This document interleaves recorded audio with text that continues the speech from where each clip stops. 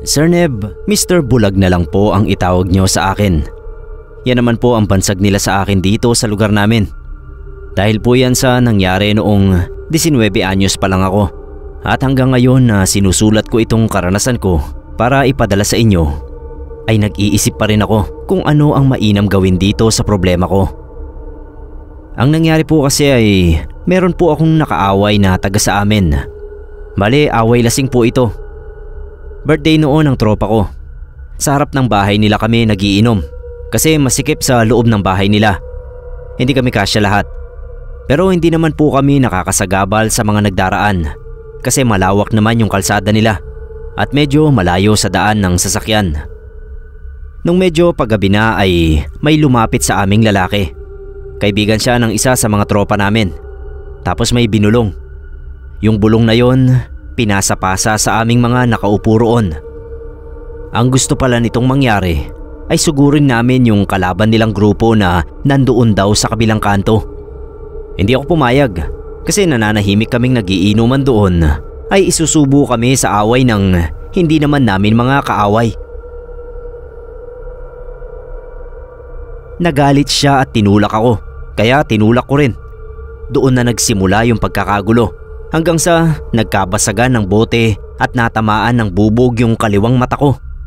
Maliit na bubog lang daw yon, Sir Neb, pero kinailangang maoperahan yung mata ko. Nung matapos ang operasyon at naimulat ko na ulit yung mga mata ko, doon na ako nagsimulang makakita ng mga nakakagimbal sa paningin ko. Doon mismo sa recovery room ay nakita kong may multo sa likod ng nurse na nag-a-assist sa akin. Paano kung hindi sasabihin na multo yon? Yung itsura niya ay sobrang putla ng kulay at halos hindi siya gumagalaw sa likod ng nurse. Matanda siya na nakasuot din ng pang-ospital na bestida ng pasyente. Unang beses ko yon na makakita ng multo, kaya yung pakiramdam ko para akong masusuka na maiihi sa takot. Pilit ko lang pinakalma yung sarili ko at nagtapang-tapangan dahil naisip ko na wala namang magagawang pananakit yung multo dahil nga multo na lang yun. Pero hindi ako nakatiis. Sinabi ko sa nurse na may matandang babae na kanina pa sunod ng sunod sa kanya. Sa tingin ko dating pasyente roon. Nangilabot yung nurse.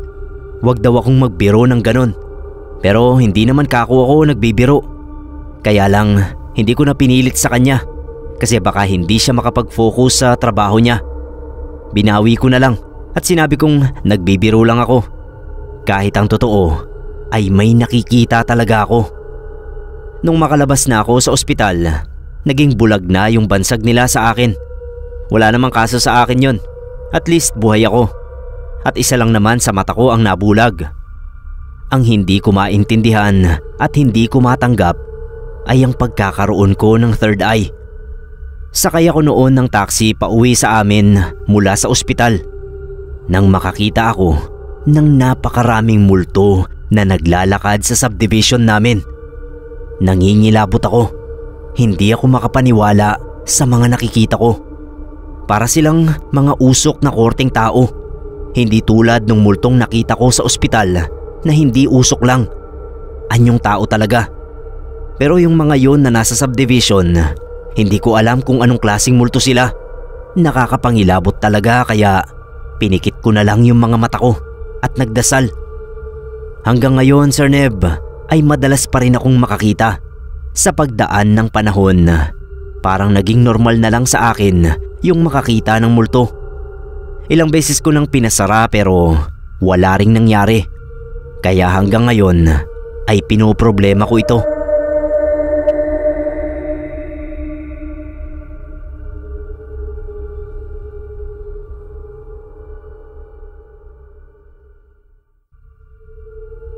Magandang araw po mga kapwa ko tagapakinig. Ako po si Elma, Sir Neb. May karanasan po ako noon na gusto ko ring maibahagi sa inyo. Dati po ay mahilig akong sumali sa mga beauty pageant. Hindi naman ako kagandahan, basta malakas lang siguro talaga ang loob ko at fighting spirit sa mga beaucon. Hanggang sa sumapit nga ang araw na yon na sumama ang pakiramdam ko. May rehearsal dapat kami, para sa beauty and brain competition sa lugar namin. Kaso hindi nga ako naka-attend dahil masama ang timpla ng katawan ko. Tinignan ko yung sarili ko sa salamin dahil nag-aalala ako sa itsura ko. Nagulat ako dahil pagtingin ko sa salamin ay nakita kong may dugo ang babae sa likuran ko. Pero nakatalikod ito. Nagsisigaw ako ng nagsisigaw at agad namang naglapitan sa akin yung mga kasama ko sa bahay. Mga pinsan, tiyahin at mama ko. Umiiyak ako habang kinukwento ko sa kanila yung nakita ko. Sabi ni tita, epekto raw siguro yun ng kakulangan ko sa tulog. Lagi raw kasi akong nagpupuyat. Para bang wala na raw gabi sa akin. Nakakaapekto raw talaga yun sa utak ng tao. Kaya hindi imposible na mag-hallucinate ako at makakita ng kung ano-anong klase ng nilalang na nakakatakot. Hindi ko alam kung maniniwala ako sa tita ko. Kasi sa tagal ko nang hindi nakakatulog ng tama, ay noon lang naman ako nakaranas ng ganon. Pilit ko na lang inalis sa isip ko yon, Sir Neb. Pinalagay ko na lang na tama nga siguro si tita. Baka kailangan kong baguhin ang routine ko para hindi naman ako masyadong magkulang sa tulog. Nung gabing yon, naglinis na ako ng katawan at humarap ulit sa salamin. Nung biglang namatay yung ilaw at sa konting liwanag na nagmumula sa bintana dahil sa ilaw ng poste, ay naaninag ko na naman sa salamin yung dugoang babae na nakatalikod sa akin. Yun din ang nakita ko nung unang beses. Sa pagkakataong yon, Sir Neb, ay humarap na ito at gano'n na lang yung panginginig ng katawan ko nung makita kong yung babaeng duguan ay ako. Sa takot ko ay nahampas ko ng mabigat na jewelry box yung salamin ng paulit-ulit. At dahil nasa harapan lang ako nito, kaya nagtalsikan sa akin yung mga bubog. Hindi ako nagpadala sa ospital. Ako na lang mismo ang gumamot sa mga sugat ko na dahil sa mga bubog. Takot na takot ako noon, Sir Neb, dahil sarili ko talaga yung nakita kong duguan sa salamin. Akala ko matapos mabasag yung salamin na yon ay okay na. Naisip ko kasi na baka sa salaming yon ang problema dahil nabili ko lang yon sa isang antique shop. Hindi ko sukat akalain na ang nangyari pala sa akin ay isang premonisyon. Dahil ilang araw matapos kong makita ang sarili kong duguan sa salamin, ay naaksidente ako sa motor. Nangyari yung aksidente habang papunta ako sa isang coffee shop. Ang kainaman lang, Sir Neb, kahit na aksidente ako, ay nabuhay pa rin ako. Ilang buwan akong na-confine sa ospital, pero heto at sa ngayon ay halos wala nang bakas yung nangyaring aksidente sa akin. Mas nanatili pa sa balat ko yung peklat na gawa ng pagkakatalsik ng mga bubog sa akin, lalo na yung sa bandang mukha ko. Yun na rin yung dahilan kaya tinigilan ko na yung mga pagsali ko sa Bucon. Hindi rin naman ako nananalo. Nagsasayang lang ako ng oras.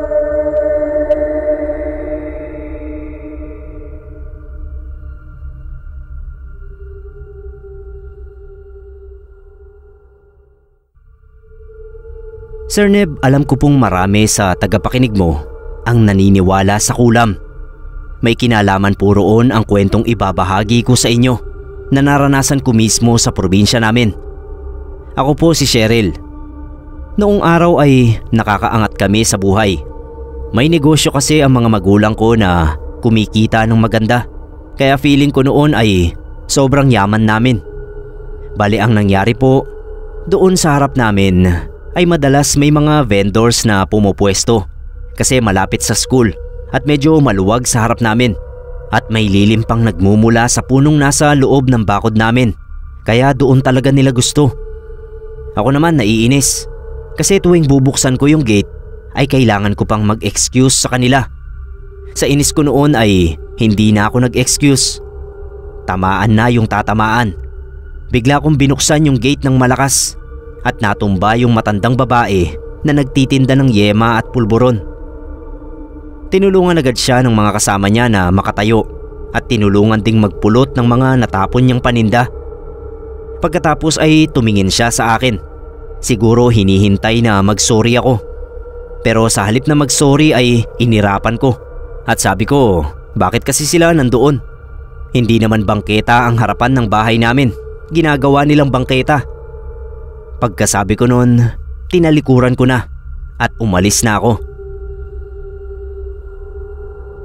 Nung gabi ring yun, Sir Neb, ay nakaramdam ako na parang hinahalukay yung loob ng tiyan ko. Parang sinisikmura ako na hindi ko maintindihan. Nung sa tingin ko ay masusuka ako, nagtatakbo na ako papunta sa kusina at sa lababo na nga ako napaduwal. Inakala pa ng mama ko na buntis ako. Sabi ko hindi. Tapos ilang araw akong hindi makabangon at hindi rin ako tumitigil sa pagsusuka. Kahit natignan na ako ng doktor at nakainom na ng gamot. Nagulat sila mama sa nakita sa suka ko dahil may mga maliliit na bubog daw doon. Noong una ay ayoko pang paniwalaan. Baka ako napasama lang yun doon. Pero nung mga sumunod na pagsuka ko ay nararamdaman ko na yung bubog sa bibig ko. Nasugat na pati dila ko dahil sa maliliit na bubog na lumalabas sa bibig ko. Kaya sa takot ni mama ay dinala ko sa albularyo. Sabi ng albularyo, may nagawan ako ng hindi maganda. Maaaring nakasakit ng pisikal o nakasakit sa pamamagitan ng mga salita. Kaya bubog ang ginagamit na pangulam sa akin. Para ako mismo ang makaranas ng sakit dahil sa talas ng dila ko. Sabi pa ng albularyo, ang nakita niya sa tawas ay isang matandang babae. Gumapang yung takot sa akin nung maalala ko yung matandang tindera sa gate namin. Napilitan akong ipagtapat kay mama ang tungkol doon dahil hindi ko na talaga kaya ang nangyayari sa akin. Patuloy akong sumusuka ng bubog. Ginamot ako ng albularyo pero mas mainam daw kung makakahingi ako ng tawad sa mismong gumagawa sa akin ng kulam para mas mabilis akong gumaling at maglaho na parang bula ang nararamdaman ko. Kaso wala na yung matanda sa gate namin.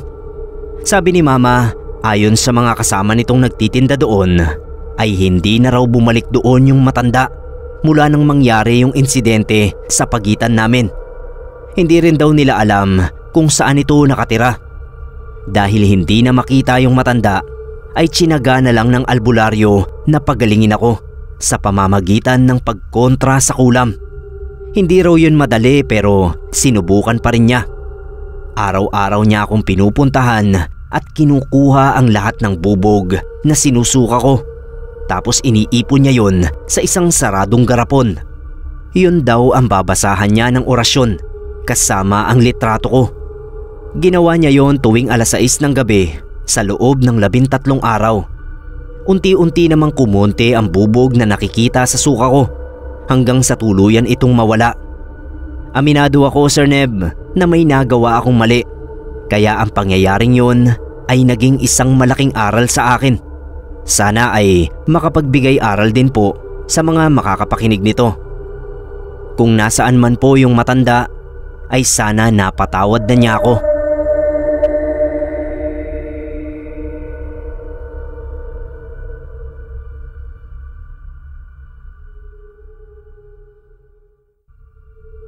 Sir Neb, magandang araw. Isa po ako sa matagal nyo ng taga-subaybay. Tawagin nyo na lang po akong Amber.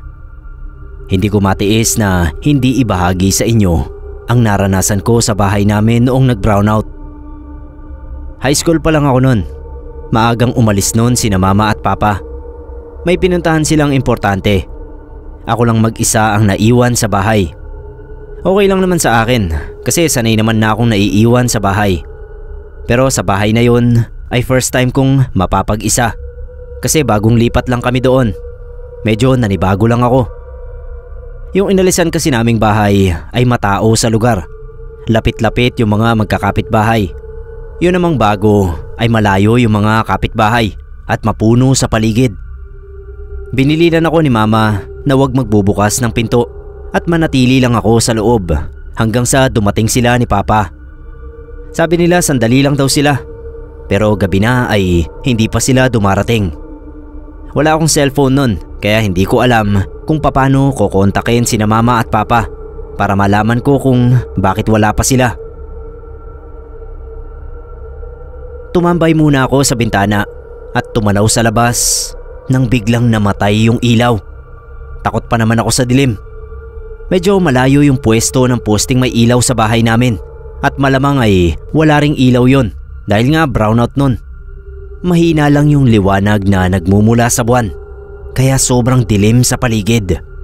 Dali-dali akong naglakad ng pakapa-kapa papunta sa kusina para kunin yung posporo. Bala kong sindihan yung kandila sa altar kasi wala namang kaming flashlight. Kaso hindi ko makapa yung posporo.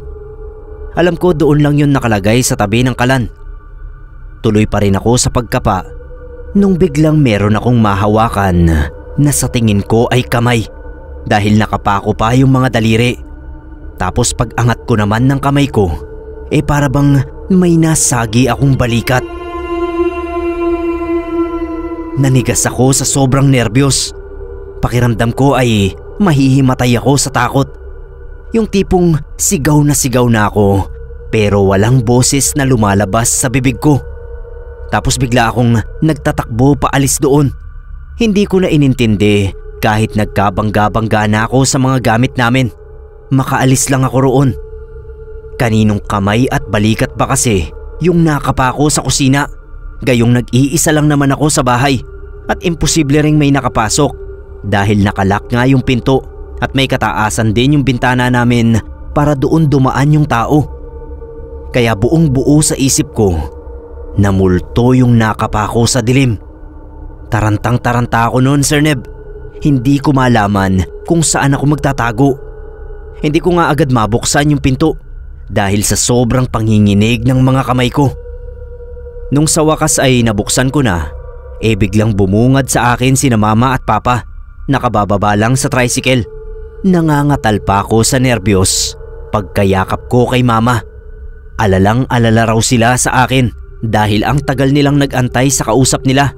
Tapos nasiraan pa yung bus na nasakyan nila kaya ginabi sila. Lalo pa nga raw silang nag-alala nung pagsakay nila ng tricycle ay naalaman nilang brown out sa lugar namin. Akala ni mama ay natakot lang ako sa dilim kaya ganoon ang reaksyon ko. Pero nung ikwento ko sa kanila ang totoong nangyari sa akin ay natakot din sila. Ginamit ni papa yung lighter niya para masindihan yung kandila sa altar. Nilibot niya yung buong bahay namin pero wala naman siyang nakitang ibang tao. Kaya ayaw man naming isipin ay hindi malayong multo ang nakapako ng gabing yon.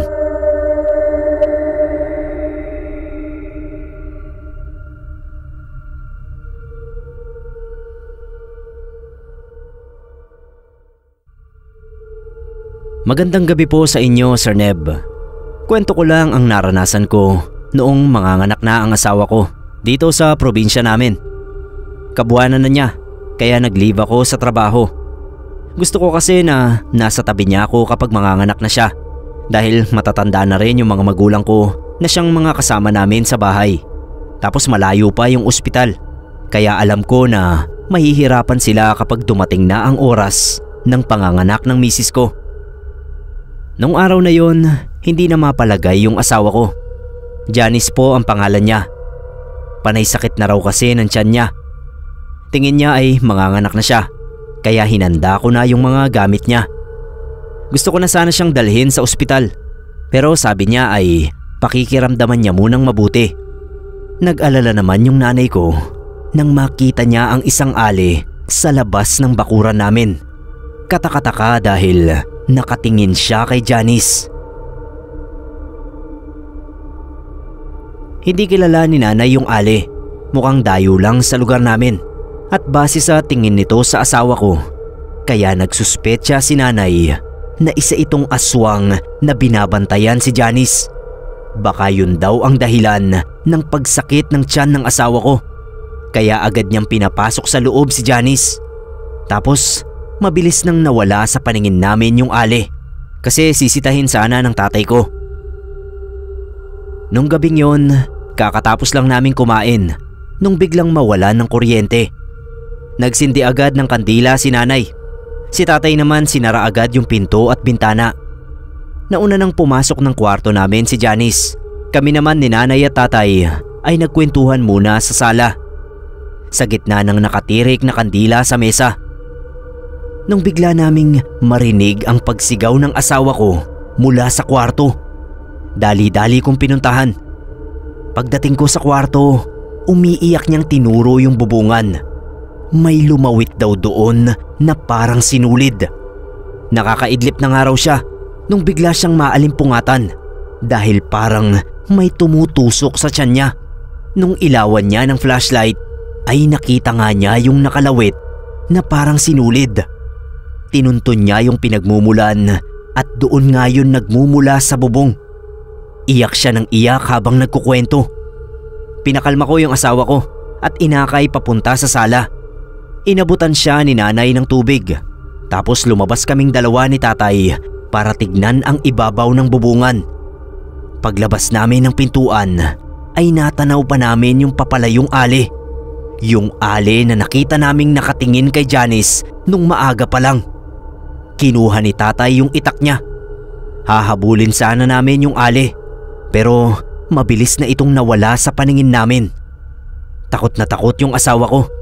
Nag-aalala siya kasi talagang sumakit ng sobra yung tiyan niya. Nagpasya na akong dalhin siya sa ospital. Si tatay ang tumawag ng tricycle. Hindi pumayag yung dalawang matanda na maiwan sila. Kailangan daw ni Janice ng maraming kasama. Dala pa ni tatay yung itak niya dahil sobrang dilim ng dadaanan naming kakahuyan.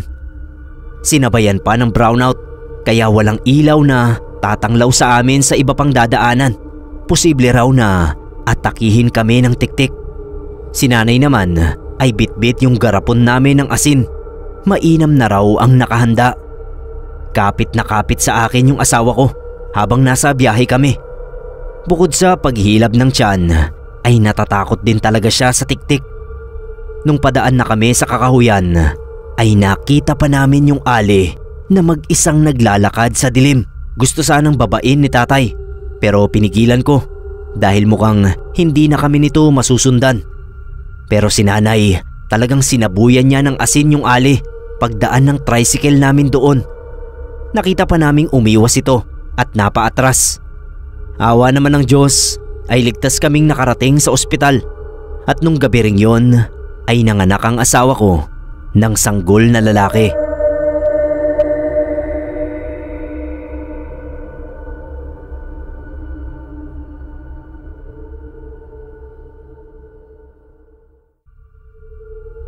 Kamusta po, Sir Neb? Ako po si Jeffrey. Sana ay mapansin mo itong pinadala kong kwento.